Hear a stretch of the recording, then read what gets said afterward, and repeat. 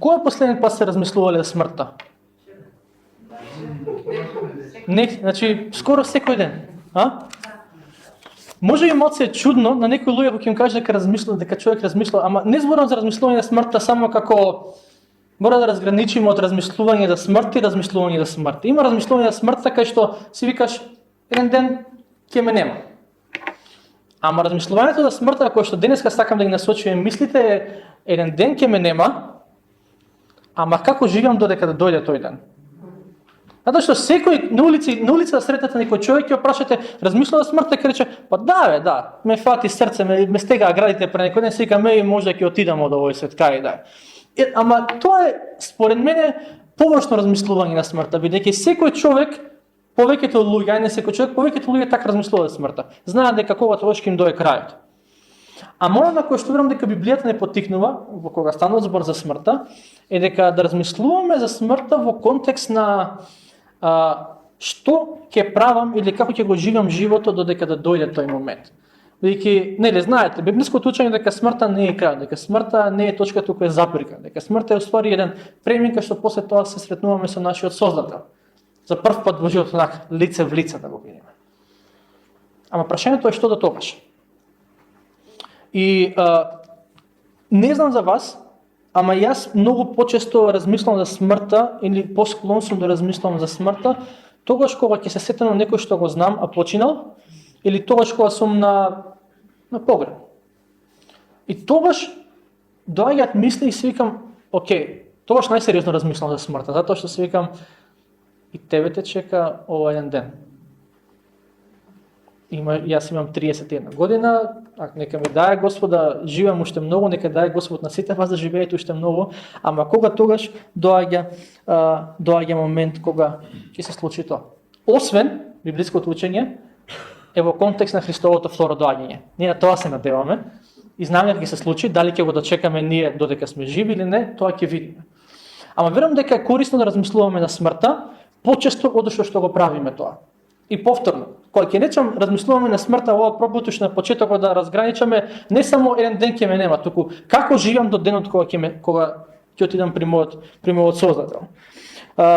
И како се друго во животот за нас како христијани, верувам туку убеден сум дека размислувањето за смртта треба да биде во контекст на Евангелието. Затоа што, како што реков, многу луѓе размислуваат за смртта, некој површно, некој малце подлабоко, ама секој пат кога човек размислува за одредена важна, ова е многу важна тема во животот, размислува во склоп на својот светоглед. Во склоп на тоа што го верува. Ако е тиз, размислува во тоа. Ако е муслиман, размислува во тоа. Ако верува во повеќе богови, размислува во склоп на неговиот светоглед. За нас христијаните, размислувањето за смртта, размислувањето за животот, размислувањето за било што во животот треба да биде во склоп на ова што Бог ни го открил. Затоа што ако размислуваме за смртта само во контекст или во светло на нашите чувства и емоции, не сум сигурен дали кај сите, ама кај повеќето ќе води кон безнадежност. Зошто? Затоа што па се изгледа беззначајно. Што се трудиш кога еден ден и така ќе те нема. Ама ако размислуваме за смртта и за се останато во склоп на ова што Бог ни го открил, тогаш веќе има смисла. Тогаш веќе знам дека не се трудам за џабе, што и да правам во овој живот. Не се трудам за џабе, зашто бидејќи знам дека еден ден ќе се сретнам со мојот Создател. И знам дека еден ден ќе дадам сметка за тоа што сум го направил. Дали ќе живеам 30, 50, 60, 100 години нека бидат, знам дека еден ден кога ќе дојдам пред неговото лице, ќе треба да дадам отчет за тоа што сум го направил. И кога размислуваме за смртта, верувам дека треба да размислуваме во тој контекст. Главната причина зошто можеби на моменти ќе ви звучи ова проповед малце морбидна на моменти, ама нека. Добро време да размислуваме за овие работи. И главната причина зошто зборувам за оваа тема е затоа што пред околу 2 недели бев на погреб. На погреб починатиот воопшто не го познав, неговиот син е мој познаник, чисто за да покажам почит бев таму и додека бев на погреб, додека гледав се што се случува, нема да коментирам, нели, што како беше, ама додека гледав што се случува, си седам од страна и си викам, и кога го кажав на мајка ми вика, абе не збори така. И го кажав на мајка ми и викам, размислувам и си викам, еден ден Никола и тебе те чека ова. И мајка вика, абе не збори така сега, тоа ќе ми збориш, кажи нешто друго, кажи нешто убаво. Се разбира дека ќе го каже тоа, ама реалноста е таа, дека погребите се, нели, никој нормален не сака да оди на погреб.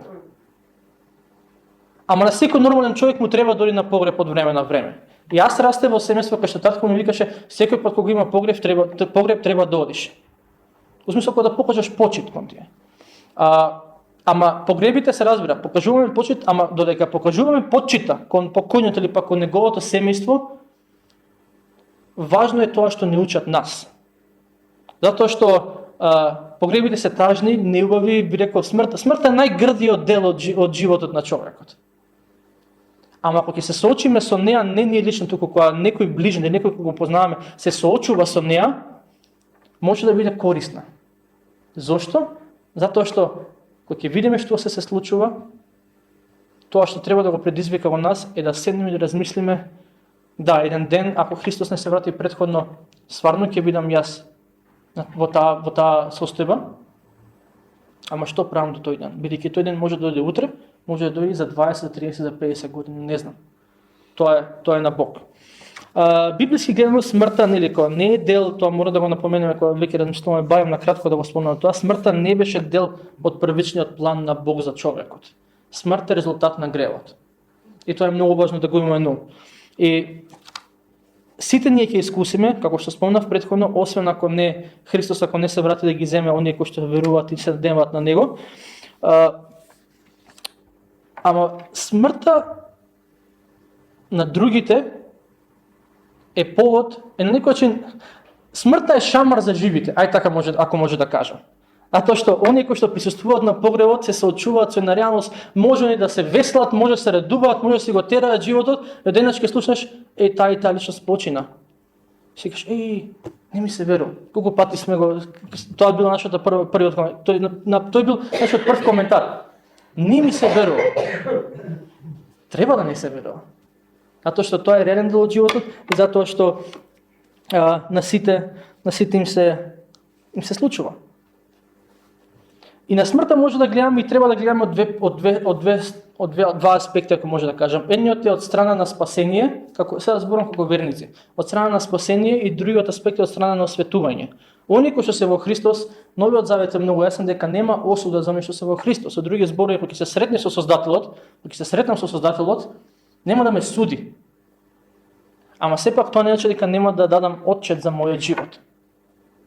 И од таа гледна точка, оние кои што се во Христос го имаат спасението, и од таа гледна точка смртта не треба да ги плаши, ама сепак треба да бидеме внимателни затоа што спасение и осветување, иако се поврзуваат едно со друго, ама не секој пат се исто. Човек може да биде спасен, ама да не е осветен. И денес кога размислуваме за смртта, сакам да размислуваме од аспект на осветување. Ако веруваш во Христос, ако си му го предал живот на Христос, ако ако се трудиш да живееш според неговиот збор, нема потреба да се плашиш од тоа дека Христос ќе те суди. Ама тоа не го отфрла прашањето како го живееме животот додека да се сретнеме со него. Како го живееме животот додека еден ден нашето тело не се најде во тој дрвен ковчег, ај се да видам малце по-детален малце да видам. И ако ве прашам што е поубаво во животот, дали е поубаво во животот човекот да тагува или да се весели, предпоставам повеќето од вас ќе гласате за веселба. Подобро е човек да биде весел. Кога ќе сретнеш човек на улица или кога познаш некој пријател или роднина кој што е весел, некој кој што е тажен, секој пат тој веселиот ти прави малце поише мерак да правиш мовет со него. Така, кога ќе земеш да правиш мовет со него како сонце да те огреало. Тажните луѓе некако се нешто им фали, се нешто тажат, се нешто кукаат и така натаму. Ама во Библијата има еден стих, каде што вика дека, некој од вас сте го прочитале во стих, што вика подобро е да влезеш во куќа кај што има тажење, поумрен, отколку во куќа кај што има веселба и гозби и јадење и така натаму. И сега, овој стих звучи малце чудно во општеството во кое што ние денеска живееме, затоа што општеството во кое што ние денеска живееме, кај да се свртиш, што и да отвориш на телефон, цело време некој ти продава нешто што ќе те направи среќен. Ако си тажен, купи го ова и ќе те направи среќен. Ако си тажен, живеј како што сакаш да живееш, се додека не ја достигне среќата. Среќа, веселба и така натаму. И сега, Библијата нема ништо против радоста, нема ништо против веселбата, да не бидеме погрешно сватени, нели, дека не е Библијата морбидна книга што ви каже са биди ти тажен, јутепан и намкор до крајот на животот. Амин. Не пишува такво нешто во Библијата. Ама од друга страна, во Библијата и се дава значење на тагата, ако може така да кажеме.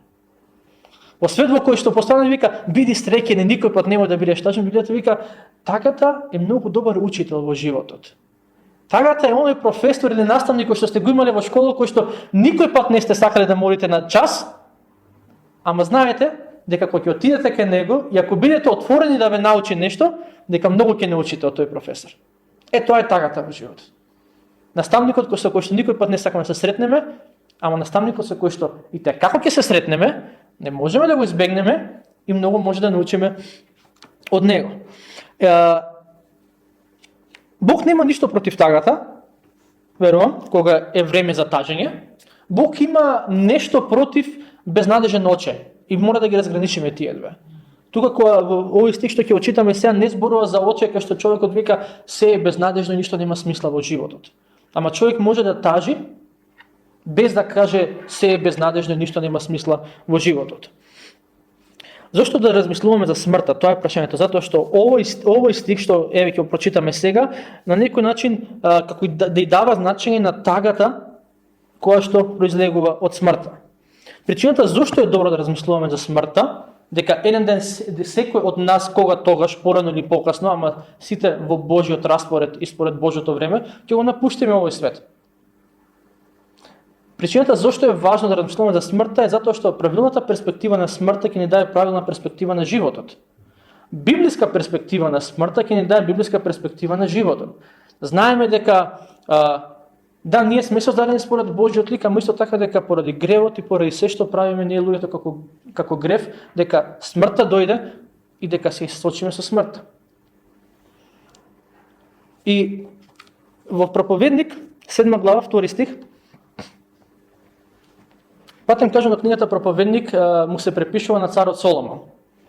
Вие кои што сте го читале Стариот Завет се сеќавате на царот Соломон, кој што се вели дека бил многу мудар, кој што имал многу богатство, кој што имал многу жени и така натаму, се разбира Библијата не го оправдува тоа што имал многу жени, ама е човек, ако може да кажеме, со големо искуство во животот.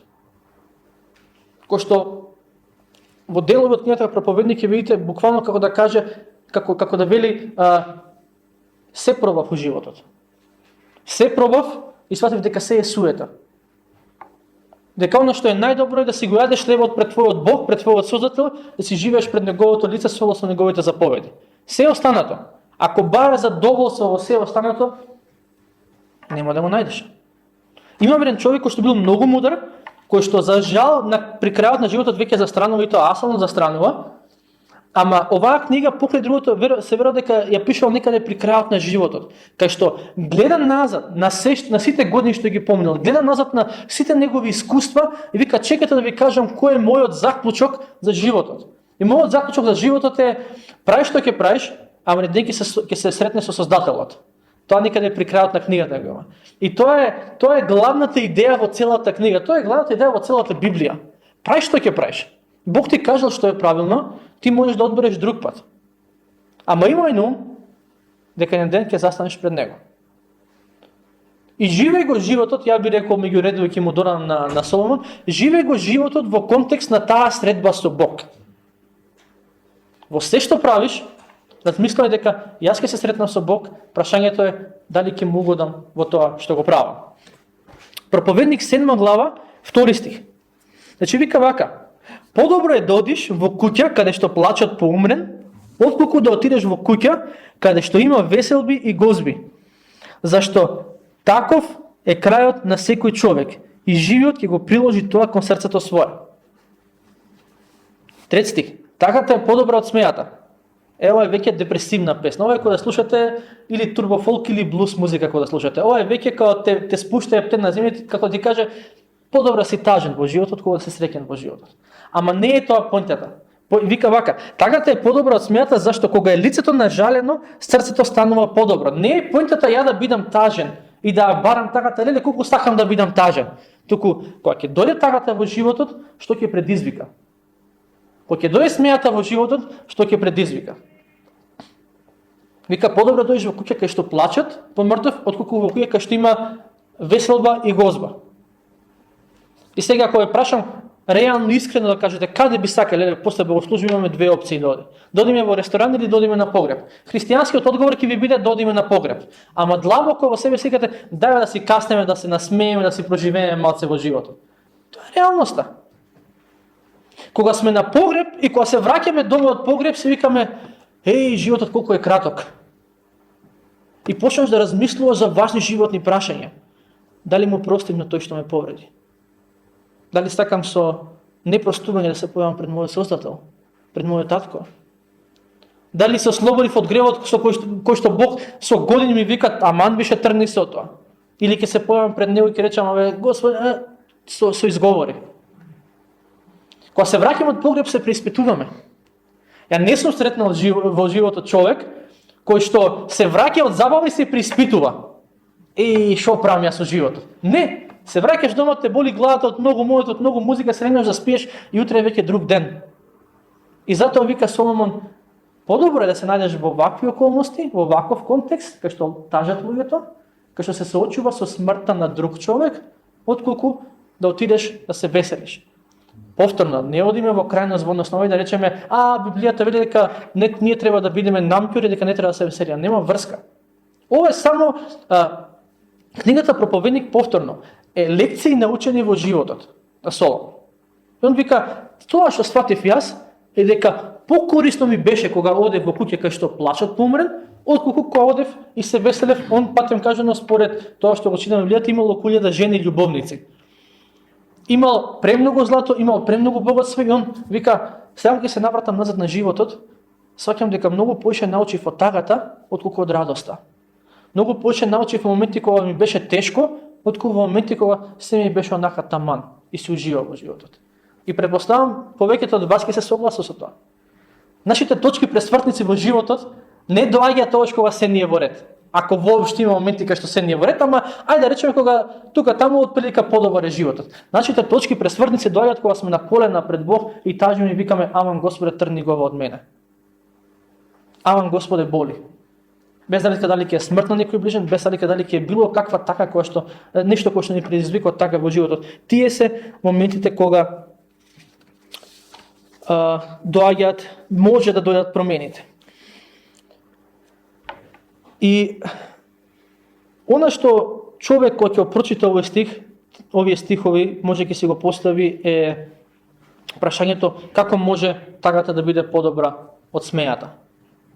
Како може солзите да бидат подобри од смеењето.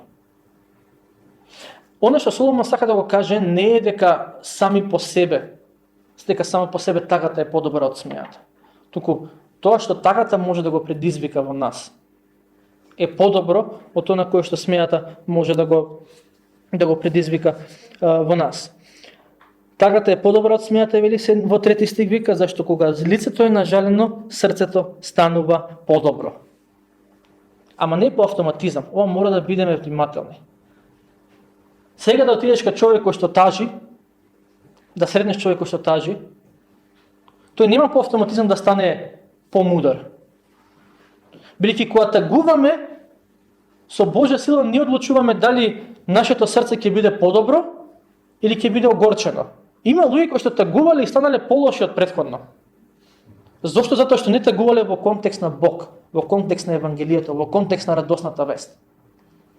Кога човек тагува сам со себе и не дозволува Бог да допре во неговото срце, големи се шанси дека ќе стане или циничен, или огорчен. Ама кога тагата ја принесуваме кај Бог, макар да е тага поради некој кој што е починат, Соломон вика, тогаш срцето станува подобро. Она што верам ако може да го протолкувам слободно, овој стих би звучал вака. Тагата е подобра од смејата, зашто кога тагата во тебе, затоа што тагата во тебе може да произведе животна промена која смејата никогаш нема да ја постигне. Тагата е подобра од смејата, зашто? Затоа што тагата во тебе може да произведе животна промена која смејата никогаш нема да ја постигне. Оно ствари некојаш се зборува за ефект. Не зборува дека нешто само по себе подобро. Туку што тоа нешто може да предизвика во нас. Само по себе смејата е подобра. Побаве кога се смеете, така? Ама Соломон вика, кога се смеете, ретко учите работи. Кога се смееш, може да научиш да рече, леле, научив да уживам во животот. Ама кога се смее човек, кога се радува, кога е весел, кога му е добро во животот, не седнува, многу ретко седнува, скоро никогаш не седнуваат луѓе да се преиспитаат во која насока им се движи животот. Затоа што немаат причина. Затоа што не се соочиле со реалноста, со проблемите во животот. И кога пред 2 недели бев на погреб, седам и гледам што се случува, мислам стоев, гледам што се случува, влеговме во капела, нели, знаете како идат во православната традиција, ќе го постават ковчегот на човекот, поминуваат луѓето, заобиколуваат, ќе запале некој свеќа и стојат само и чекаат да дојде свештеникот, да го отпее човекот и после тоа се оди на гробното место. Ама додека бевме во капелата, цело време таа мисла. Еден ден и тебе те чекава. Сега рече да што размислува за такви работи, како младци, ајде терај живеј го животот. Океј, ќе си го живеам животот колку што ми дал Бог и во светло на неговите заповеди, во светло на неговиот збор, ама не можеше, таа мисла никако не ми се тркаше од глава. Знаете, гледаш, размислуваш за тоа, ќе приметиш дека некој влегува, запали свеќе, ќе ополне, се мислиш кој е човеков, за минута две ќе ти се тргнат мислите на страна, после минута две пак се враќаат на истото. Гледаш и си викаш еден ден, како што се собрале за овој човек, да му покажат последна почит, твоите пријатели, твоето семејство ги се собере и ќе се соберат за тебе. Како што неговото име и презиме се напишани таму, година раѓање, година умирање, како што неговата слика, така да не навлегувам во детали, еден ден истото ќе биде и за тебе. Може би звучи морбидно, може би е идеја за која што не сакаме често размислуваме, ама е реалност.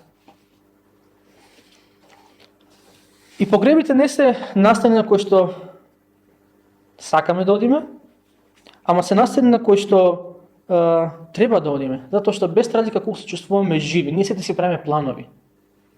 За неколку месеци ќе го направам тоа, за неколку години ќе го направам тоа, за некоја година некој од вас може би каже ќе се пензионирам, за некоја година 1, 2, 3, 4, сите вие си ги знаете плановите. И погребите се многу добро потсетување дека животот не е така како што планираме. И затоа вели Соломон, биди на место каде што тагуваат помен, затоа што малце ќе те отрезни. Пак речам, за мене погребот е како еден шамар од реалноста. Па те отрезни дека нема ти тука нема си вечно тука и го знаеме сите ние тоа, теоретски го знаеме, ама како го живееме животот до тој момент е многу важно прашање. Затоа што ако бидеме понизни пред Бог, тогаш верувам дека смртта нема да не плаши. Туку само ќе ни биде повод плюс уште сега да се дадеме за Бог. Уште сега да му се посветиме уште повеќе на Бог.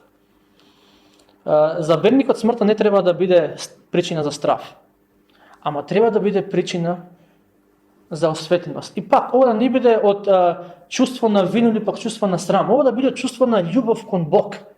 Мојот Бог ме спаси, ми даде вечен живот, ми даде прилика да живеам, не знам до кога на овој свет. Има уште толку многу луѓе кои што треба да знаат за ова што Бог го направи во мојот живот. И затоа, Господе, додека да се надам во тој дрвениот ковчег, дај ми сила и дај ми мудрост да се посветам на Тебе. Дај ми сила и дај ми мудрост, како што некој ми го даде мене Христос, јас да им го дадам Христос на другите. Затоа што тоа е најважно. Тоа е најважно во животот.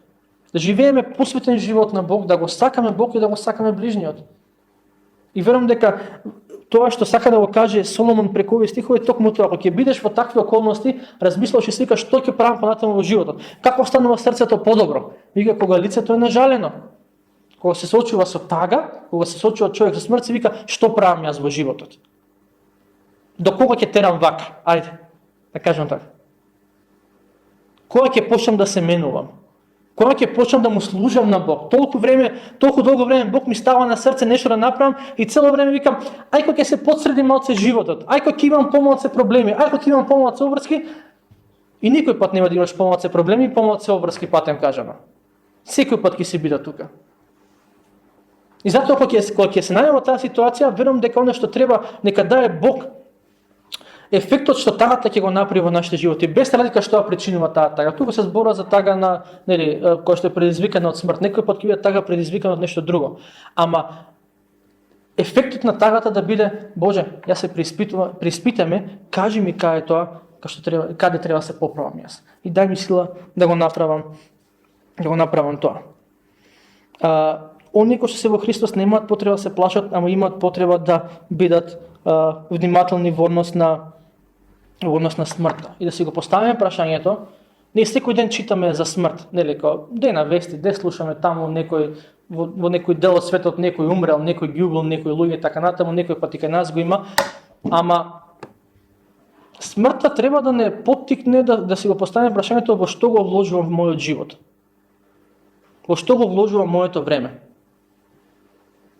Дали безделничам и дремам пред телевизори, пред социјални мрежи така натаму, или пак тоа време кое што Бог ми го дал, викам, Господе, денеска по Твоја милост се разбудив. Не знам дали ќе се разбудам утре, ама денеска сум жив, здрав. Ти покажи ми како да го користам времето. Ти покажи ми овие сати кои што денеска пред мене, што да правам со тоа време. Сигурно сум дека Бог нема ти рече читай Библија цел ден. Да, ќе ти рече земи прочитай, ама ќе ти рече направи нешто, ќе ти рече сработи нешто, ќе ти рече јави му се на некој, моли се за некој, посети некој, разговарај со некој кој што има потреба. Тоа е она кое што верувам дека покрај другото идејата за смртта треба да го предизвика во нас. Да не поттикне, да се прашаме како го живееме животот. Живеам ли во повикот и службата кој што Бог ми ги дал? Ако не знам кој се повикот и службата кој што Бог ми ги дал, ќе го молам, додека сум тука ќе барам. За еден ден кога ќе застанам пред Него, никој не може од нас да живее совршен живот. Ама ден кога ќе застанам пред мојот Создател и мојот Спасител, да не слушнам, Никола, колку поише можеше ти да направиш. Ама не направи, зошто? Затоа што безделничеше. Затоа што имаше денови, некој пат недели, месеци и години, кај што тек така ти поминуваше животот во рутина. Ни во служба, ни да се молиш, ни да растеш во верата, ни да напредуваш верата, само тек така. Не би сакал да го слушнам тоа. Верувам дека никој од вас не сака да го слушне тоа, дека кога ќе да станеме пред Создателот ќе слушнеме можеше многу повеќе. Се разбира, во одредени аспекти секој од нас ќе може нешто многу повеќе, не во наши сили, во Божја сила. Ама идејата за смртта треба да не поттикне да размислуваме што е тоа што можам уште денес да го направам за Бог. Имаш нешто кое што сакаш да го направиш, нешто да почнеш служба некоја, не чекај. Некој ќе рече, не знам, сакам да сведочам. Не чекај. Некој ќе рече, сакам да напишам книга. Не чекај. Сакаш да почнеш да бидеш поактивен во службата. Не чекај. Сакаш да се трнеш од некој грев кој што Бог со долги години ти вика да го трнеш. Не чекај. Бидејќи не знаеш кога ќе дојде крајот.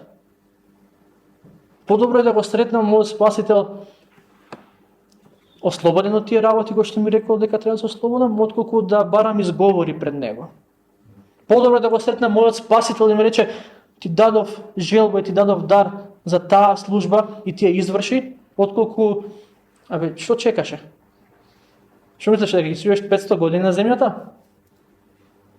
Подобро е да го сретнам мојот Спасител и ми рече, ти дадов во срце, ти дадов дар да пишуваш и пишуваше и твореше, отколку што направи со тоа што ти го дадов? Го закопа? Сите тие работи кои што Бог ни ги дал, верувам дека треба да не поттикне, дека Светиот Дух некој пат преку тајата, некој пат преку соочувањето со смртта не поттикнува и не вика нема време. Сега е време. Сега е време за да Бог преку нас да му дозволиме да направи промена или пак да започне нешто. Може би сте слушнале, претпоставам некој од вас сте слушнале оваа фраза, латинска фраза, мементо мори, која што значи сети се на смртта или послободен превод е сети се дека си смртник. И луѓето во минатото така се сеќавале дека еден ден ќе им заврши овој живот и на тоа се сеќавале во најубавите моменти од животот, кога гордоста биле искушени да им расте, во смисла како смртник си, уживај, као не си кој знае што, ама некој пат се сеќавале тогаш кога се наоѓале во некои тешки моменти во живот, да се сетат дека не може тој цел живот да го поминат во очи. И пред некој време дознав една многу интересна информација, поврзана со ова, поврзана со повторно размислување на смртта во контекст на тоа како го живееме животот. Не само сети се дека си смртник и сега седни и плачи до крајот на животот. Сети се дека си смртник и пази додека како живееш додека се случи тоа. Посвети му се на Бог.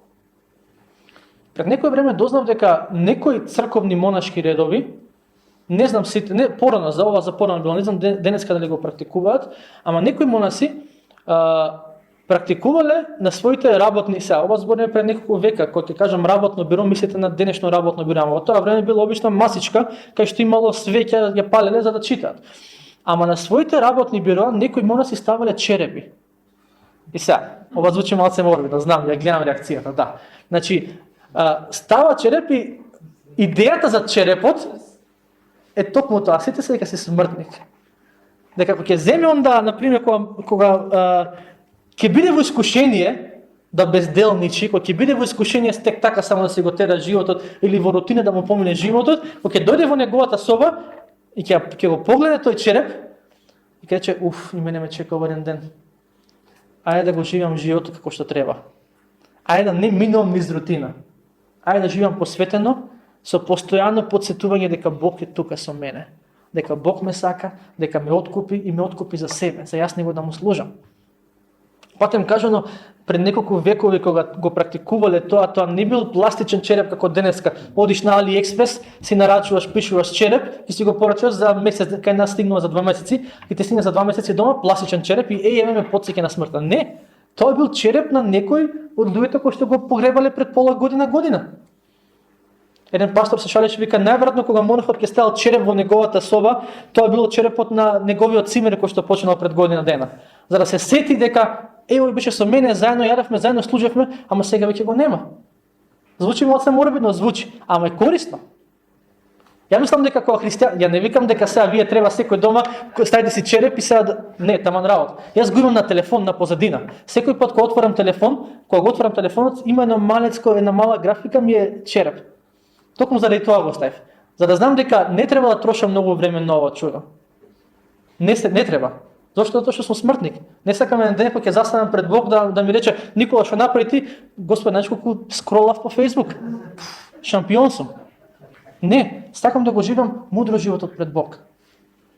Во еден манастир, некој поголем манастир бил, не се сеќавам каде беше, ама во склоп на самиот манастир си имале некоја како мини гробишта, која што служела само за монасите.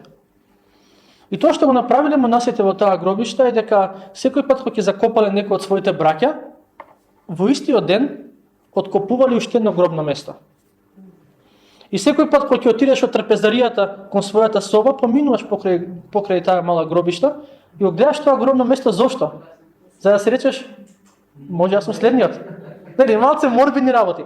Ама, луѓе кои што размислуваат на смртта, повторно не со страф, туку со Господе, употреби ме, исползуваме додека сум тука на земјата, ќе бидат многу покорисни од оние кои што викаат, животот е пред мене.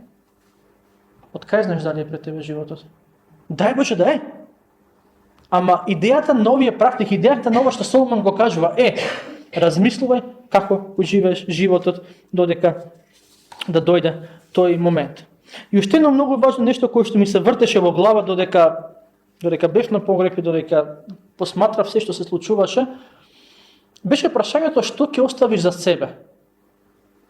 Кој ќе биде твоето наследство?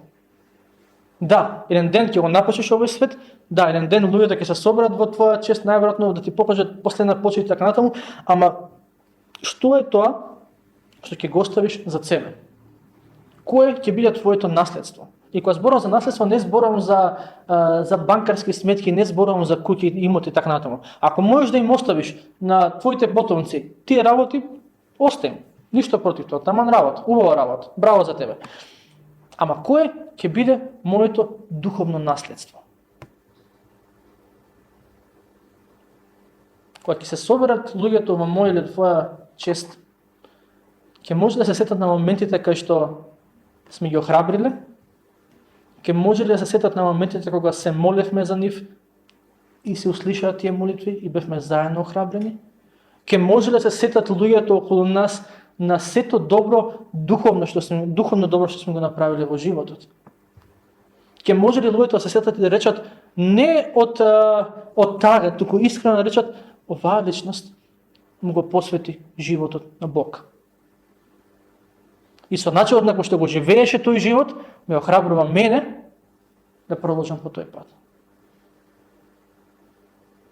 И ние загубивме некои личности во изминатите 2-3 години кои што беа особено активни во заедницата. И не може да ми кажете дека кога се сетите на пастор Васили Добожин, нема да си речете еден ден така сакам да го поминам мојот живот. До крај, буквално до крај, до последна секунда, до последен ден, да му служам на мојот Бог. Кога ќе тргнеме со таков став во животот, и кога ќе живееме со таков став во животот, ние оставаме за себе духовно наследство. Оставаме за себе пример кој што другите ќе го следат, не мене да ме следат, Христос да го следат, како што јас сум се обидел, сум се трудил, несовршено, ама да го следам Него. Треба да размислуваме нашето духовно наследство што го оставаме зад нас. Затоа што ако оние кои што доаѓаат по нас, особено нашето семејство, му оставиме само материјално богатство, какво и да е тоа? Ние сме ги оставили сиромашни. Ма што сакаш да му на твојот потомок, ако не му го даеш Христос, ти си го остил беден да биде. Ама ако му даеш Христос, ако му покажеш живот, живење за Христос, на твоето семејство, на твоите пријатели, на оние кои што можеби само еднаш во животот те сретнале, ти си оставил наследство кое што никој пат нема да пропадне. Никој пат нема да пропадне. И во нашата и во некои други култури, на гробните места има година на умирање, година на раѓање и година на умирање. По нив има на цртичка. И таа цртичка е кратка, и некој многу мудро рекол дека таа цртичка е кратка и е символ на нашиот живот. Пошто е краток. Годината раѓање и годината умирање ќе ги пишува, ама тоа што тоа ги измеѓу е твојот живот. И пошто е краток, стварно треба да бидеме мудри како го живееме. Тоа е пораката на Соломон. Верувам.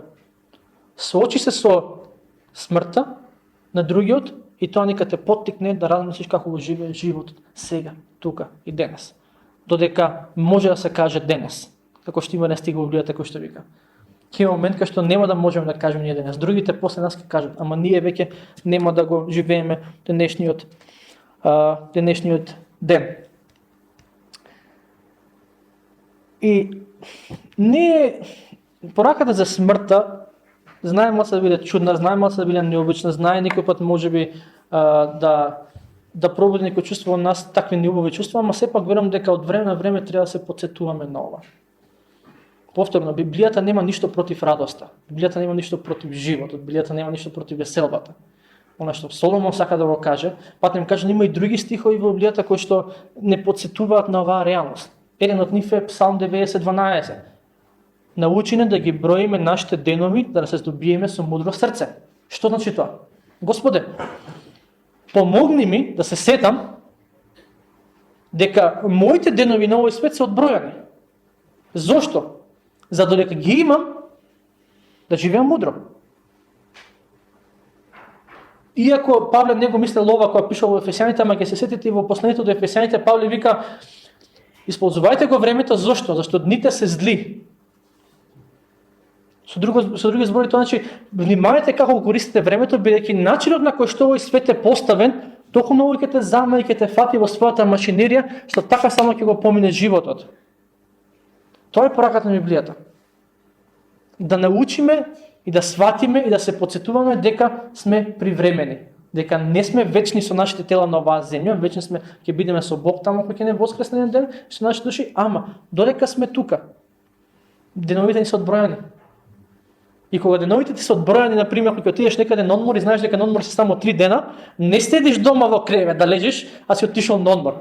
Идеш излегуваш да прошеташ, да видиш, да запознаеш, да направиш нешто ново. Така и со нашиот живот. Кога знам дека деновите ми се бројани, иако не знам колку се, не ќе дремам по дома по цел ден, ништо да не правам. Ќе правам нешто кое што ќе биде за Божја слава, кое што ќе биде за благослов на другите луѓе.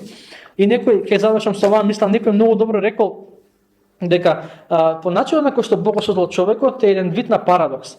Затоа што Од една страна човекот е создаден според Божиот лик, од друга страна е создаден од прав. И Библијата вели, бидејќи сгреши, во прав ќе се врати. Така? Создавањето според Божиот лик значи дека во нас има капацитет. Создавањето според од прав, значи дека ние сме ограничени. И ние цел живот, колку да трае тој живот, нека трае долго, нека даде Бог, ама тоа си негова работа, цел живот го живееме во тој еден баланс помеѓу јас имам капацитет, бидејќи сум создаден во Божиот лик, ама јас сум ограничен, бидејќи сум создаден од прав. И верувам дека тоа треба да биде перспективата од која што би ја гледале смртта. Дека да сум создаден од прав и еден ден ќе се вратам во прав, ама додека да се деси тој момент, да не заборавам дека не сум било кој, дека во Христос јас сум Божји син и Божја ќерка.